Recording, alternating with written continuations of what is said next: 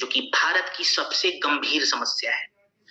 और ऐसा मैं नहीं, ऐसा डब्ल्यूएचओ खुद कहता है that India is the diabetes capital of the world. पूरी दुनिया में सबसे ज्यादा जो डायबिटीज के पेशेंट पाए जाते हैं वो भारत में पाए जाते हैं।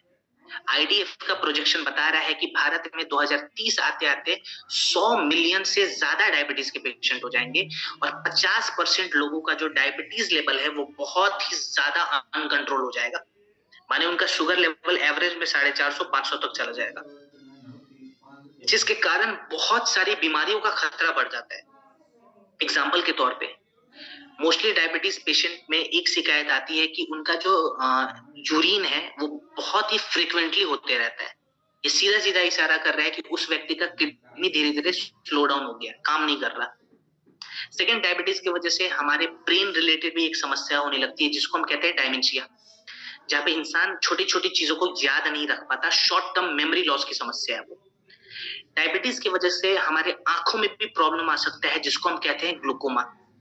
ग्लूकोमा बेसिकली कुछ नहीं है, ये आंखों का डायबिटीज है।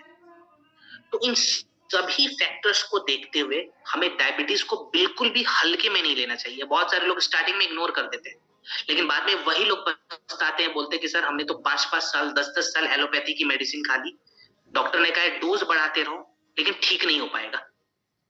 आयुर्वेदा कहता है कि अगर हमने आहार पे काम कर लिया, देन अगर हमने शोधन यानी कि डिटॉक्सिफिकेशन पे काम कर लिया, देन हमने सटीक जड़ी बूटियों का चुनाव कर लिया, तो हम डायबिटीज जैसे केसेस को भी रिवर्स कर सकते हैं। और बहुत सारे लोगों का रिवर्सल केस आप लोगों ने खुद देखा होगा विथ रिपोर्ट्स।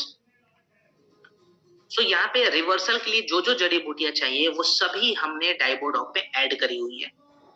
एग्जाम्पल के तौर पे अगर मैं बताऊं तो यहाँ पे गुड़मार का मैं एग्जाम्पल लेना चाहूंगा, जिसको हम मधुनाशिनी भी कहते हैं, और इसको बहुत सारे लोग सुगर डिस्ट्रॉयर के नाम से जानते होंगे। सो बेसिकली गुड़मार करता है क्या है, हमारे पैनक्रियास के हेल्थ को बढ़ाता है, इंसुलिन के सिक्रेशन को इंप्रूव करता है, प्लस हमारे शरीर में जो पैनक्रियास में जो ऑक्सीडेटिव स्ट्रेस बढ़ जाते हैं उस ऑक्सीडेटिव स्ट्रेस को रिड्यूस करता है। इसके बाद से यहाँ पे हमने ऐड करा हुआ है विजय सर। विजय सर का क्या काम है, फास्टिंग के वक्त जिनका ग्लूकोज लेवल बहुत ज्यादा बढ़ा हुआ रहता है उस ग्लूकोज लेवल को ये कंट्रोल करता है और उसको बैलेंस करने का काम करता है। देन हमने ऐड करा हुआ है मेथी। मेथी का क्या काम है, मेथी यहाँ पे जिनका ग्लूकोज लेवल खाने के बाद एकदम से स्पाइक हो जाता है वहां पे मेथी काम आएगा, ठीक है। और गैस्ट्रिक के वजह से भी डायबिटीज कभी कभी फ्लक्चुएट होता है, तो ये उस चीज को भी कंट्रोल करता है। देन यहाँ पे हमने जामुन ऐड करा हुआ है। जामुन बेसिकली क्या करेगा, ग्लूकोज के मेटाबॉलिज्म को बढ़ाएगा।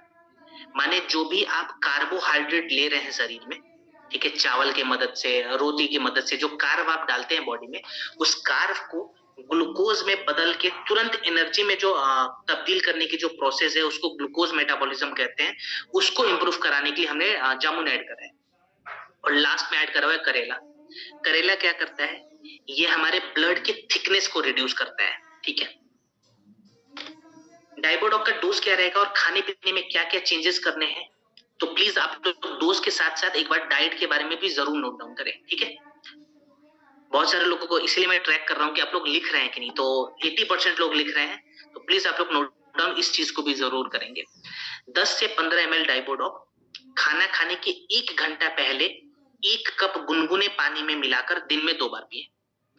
10 से 15 ml डाइबोडॉक खाना खाने के 1 घंटा पहले 1 कप गुनगुने पानी में मिलाएंगे और दिन में 2 बार पिएंगे।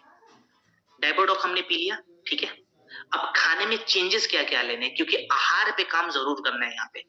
तो सबसे पहले तो मीठा सामान हम बंद कर देंगे, ठीक है। सबसे बेसिक चेंज है ये, चाहे वो शुगर हो, चाहे वो हनी हो, चाहे वो गुड़ हो, चाहे वो खांड हो, चाहे वो मीठा फल ही क्यों ना हो।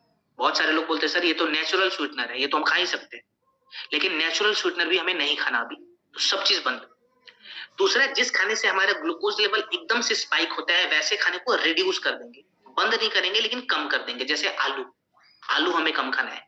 चावल हमें खाली दिन में 1 बार खाना है, दोपहर के वक्त खाली चावल खाएं, वो भी स्टीम्ड राइस हमें खाना है, क्योंकि दोपहर के वक्त हमारे शरीर की जो जठरग्नि है वो बढ़ी हुई रहती है, उस वक्त हम उस चावल को भी पचा सकते हैं। चावल दोपहर के वक्त खा लिया, स्टीम्ड राइस खाएंगे, प्रेशर कुकर वाला नहीं। देन आटा जो हम तैयार करवाएंगे ना, मल्टीग्रेन जो आटा होता है उसकी रोटी हम बना के खाएंगे, जिसमें ज्वार, बाजरा, रागी, गेहूं, ये सभी चीज मिला के जो हम आटा बनाते हैं, उस आटे का रोटी खाएं।